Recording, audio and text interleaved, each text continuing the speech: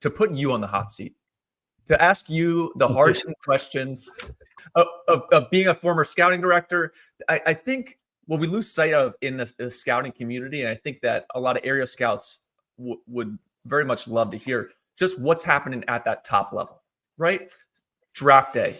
What is your preparation of the day? You hop on the treadmill. What is that? You setting up the board. Who sees the board? So I'm gonna have a bunch of questions for you. We're just gonna kind of spitfire off of this. Hopefully I won't put you too much on the hot seat with some of these, but it's just some insight to kind of the higher level of the actual preparation and the lead up. We're 2 weeks away from the draft.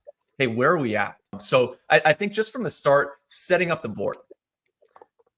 We've talked about the line a ton. How do you visually want to stack it? And who do you have in the room with you on draft day? Yeah, those two questions are good questions, and teams handle those in a multitude of ways.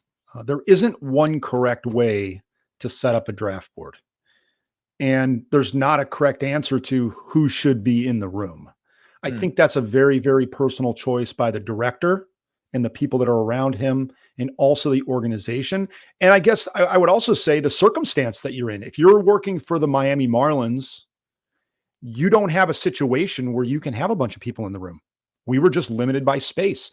The organization, the ownership group, they didn't provide that avenue to have a big draft room. That's just what it was. We had a space, a large closet, I guess you'd say, versus if you're Cleveland or you're Philadelphia, where you have dedicated spaces for the draft. Is it in the stadium? Who are you referring to? Where are those spaces at? So for teams like Cleveland and Philly, from my understanding, they're in the stadium. For a team like the Yankees, it's essentially in the stadium. They execute their draft in Tampa, Florida, in a building next to George Steinbrenner Field, which is wonderful. It's huge. It's big.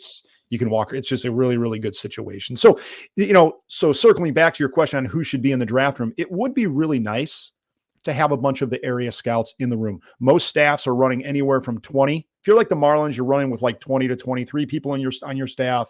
If you're a team like the Yankees or the Phillies or something like that, you're running with upwards of 30 or so players on your staff. Scouts on your staff.